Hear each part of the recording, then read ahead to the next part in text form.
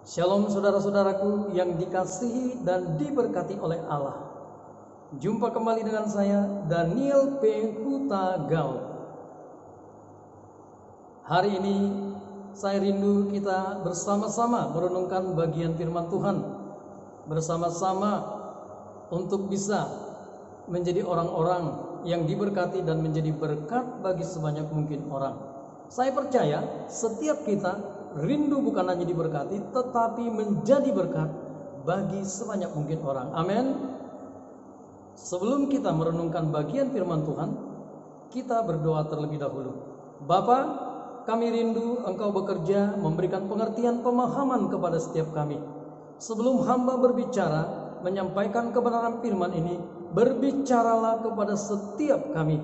Jamah hati pikiran seluruh keberadaan hidup kami, supaya ketika kami mendengar, sungguh terjadi perubahan dalam hidup kami, sungguh kami menjadi lebih kuat di dalam iman kami. Bapa, pakailah hamba-Mu yang penuh dengan kekurangan, kelemahan, keterbatasan. Biarlah kuasa dari tempat yang maha tinggi dan kasih-Mu menguasai hidup hamba. Berikanlah kepada hamba hikmat, supaya di dalam hikmat ilahi hamba dimampukan menyatakan kebenaran-Mu seperti yang Kau kehendaki. Kami siap dalam nama Yesus. Haleluya. Amin. Hari ini kita akan belajar kebenaran firman Tuhan yang terambil dari Markus 4 ayat yang ke-35 sampai yang ke-41. Kalau kita perhatikan, kita baca kebenaran firman Tuhan di perikop ini yang disebut dengan atau diberikan judul angin ribut diredakan. Kita akan melihat di sana bagaimana di dalam perjalanan mereka setelah mereka melayani bersama dengan Kristus, Yesus mengajak mereka untuk pergi ke seberang danau. Namun yang terjadi, saudaraku, di tengah perjalanan datang taupan yang sangat dahsyat. Taupan yang melanda perahu itu sehingga air masuk, dan itu menjadikan kondisi dalam bahaya. Bukan hanya perahunya, tetapi orang-orang di sana dalam bahaya binasa atau mati, karena sebentar lagi perahu itu akan tenggelam. Nah, hal ini menjadikan murid-murid panik, murid-murid menjadi gelisah. Padahal saudaraku, kalau kita perhatikan, di sana ada Petrus, Yohanes, Yakobus. Mereka adalah orang-orang nelayan yang luar biasa sebelum mereka mengikut Kristus. Tetapi ketika badai datang, taupan yang dahsyat datang, mereka takut. Benarkah mereka takut? Mari kita melihat di dalam perikop ini, pasal yang keempat, ayat yang ke-40. Saya bacakan. Lalu ia berkata kepada mereka, "Mengapa kamu begitu takut? Mengapa kamu tidak percaya?" Ternyata masalah membuat mereka menjadi takut. Masalah membuat mereka panik, dan akhirnya iman mereka menjadi rapuh. Yesus sendiri yang menegur mereka, "Kenapa kamu takut? Kenapa kamu tidak percaya?" Ini berarti murid-murid bukan berdiri di atas masalah. Mereka kalah dengan masalah yang ada. Mereka kalah dengan badai yang datang, takut. Padahal di sana ada Tuhan Yesus. Nah, bagaimana kita bisa berdiri di atas masalah, menang atas masalah yang ada? Mari kita belajar. Yang pertama, tidak ada jalan tol. Artinya, di dalam kita mengikut Kristus, jangan pernah berpikir, saudaraku, tidak ada masalah, tidak ada tantangan, kita berjalan mulus seperti di tol. Tidak, saudaraku. Perhatikan, rasul-rasul mengikut Kristus. Tapi apa yang terjadi? Yesus ada di sana, tetapi badai tetap ada. Kenapa, saudaraku? Ini yang dikatakan tidak ada jalan tol. Artinya, Tuhan mengizinkan masalah itu terjadi di dalam kehidupan kita. Ini yang pertama. Kalau kita ingin menang, kalau kita ingin berdiri atas masalah, kita harus memiliki kesadaran ketika saya mengikut Kristus, saya harus siap. Mengikut Kristus pasti ada tantangan, pasti ada masalah yang terjadi. Mungkin juga seperti yang dialami oleh para rasul. Mereka bukan hanya masalah biasa, tetapi badai yang sangat dahsyat. Pentingnya kesadaran kalau mengikut Kristus, kita tidak sedang berjalan di jalan tol. Ini sangat penting, saudaraku, sehingga kita bisa mempersiapkan diri. Dengan pemahaman ini, kita akan berpikir, suatu saat di dalam kepengeningan saya kepada Kristus pasti ada masalah, pasti ada tantangan. Tuhan mengizinkan itu. Kalau kita perhatikan, pada saat taupan dahsyat itu melanda, apa yang terjadi? Yesus mengerjakan apa? Dikatakan di sana Yesus sedang tidur di buritan kapal, tidur di tilam. Nah, apakah menurut kita Yesus tidak mengetahui ada badai? Apakah menurut kita Yesus tidak peduli seperti yang dikatakan murid? Tuhan, kenapa engkau tidak peduli? Kita akan binasa. Tuhan Yesus sangat peduli. Tetapi dia mau ketika ada masalah, saya dan setiap kita yang mendengarkan kebenaran firman Tuhan ini, Tuhan ingin berkata, milikilah respon yang benar, milikilah sikap hati yang benar ketika masalah, ketika badai Tuhan izinkan terjadi. Respon yang benar, saudaraku, bukan panik. Respon yang benar bukan menjadi takut. Kita harus mengubah rasa takut ini lewat respon yang benar, sehingga kita benar berdiri di atas masalah. Respon yang benar akhirnya memang mereka miliki, tetapi saya melihat itu di dalamnya pun karena sebuah kepanikan, karena sebenarnya iman mereka goncang. Mereka membangunkan Yesus dan mereka berseru kepada Kristus, berseru minta tolong kepada Tuhan Yesus. Ya, inilah respon yang benar.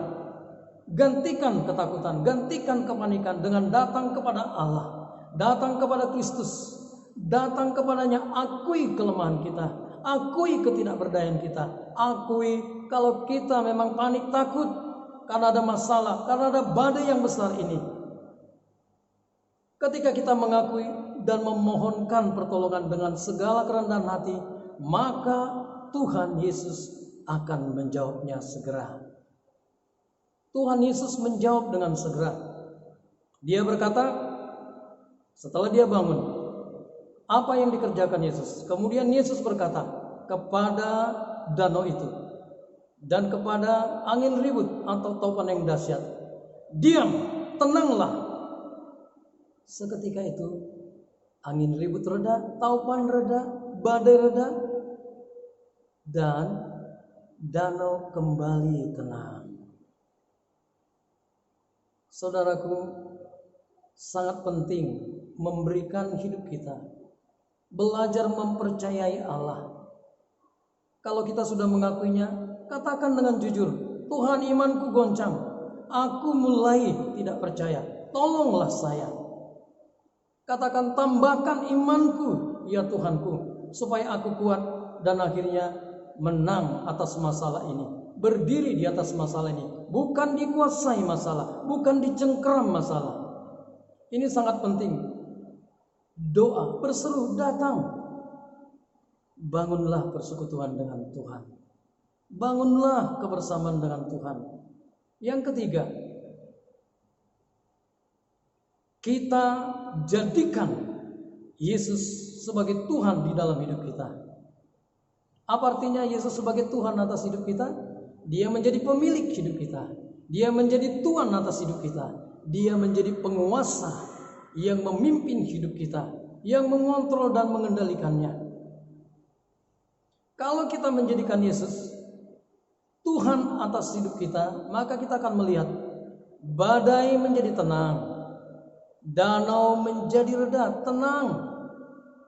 Itu artinya masalah sebesar apapun, masalah yang digambarkan sebagai badai, sebagai topan yang sangat dahsyat, itu tidak menghancurkan kita, membinasakan kita, tetapi itu akan membuat kita menjadi lebih bergantung kepada Allah.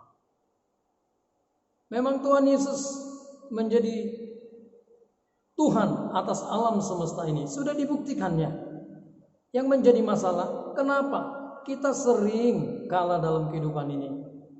Kita sering ada dicengkeram oleh masalah-masalah yang terjadi dalam hidup kita. Karena Yesus masih di luar. Mungkin Yesus di dalam pikiran kita.